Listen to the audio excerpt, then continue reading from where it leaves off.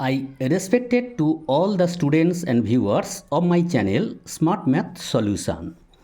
আজকের অষ্টম শ্রেণীর ভৌতবিজ্ঞান কমন প্রশ্ন উত্তর নিয়ে তোমাদের সামনে হাজির হয়েছি। ভেরি ইম্পর্টেন্ট প্রশ্ন। তোমাদের সামনের যে পরীক্ষাটি আছে পর্যায়ক্রমিক পরীক্ষা, তার জন্য মোস্ট ইম্পর্টেন্ট প্রশ্ন। দেখো প্রশ্নটি, দেখো সম্পূর্ণ ভিডিওটি দেখতে থাকো। কি কাজে হাইড্রোজেন লাগে, অর্থাৎ হাইড্রোজেনের ব্যবহার লেখো।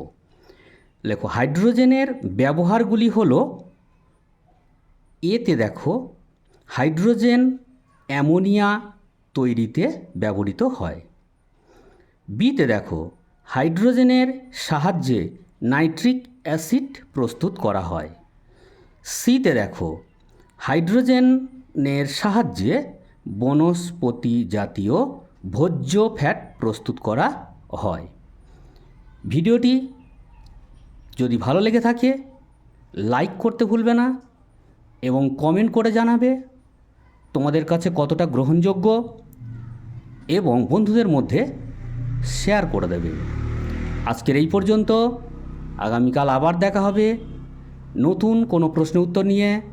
ততক্ষণের জন্য তোমরা সবাই ভালো থেকো, সুস্থ থেকো এবং দ্বিতীয় পর্যায়ক্রমিক পরীক্ষা সুন্দরভাবে দিও। Take care.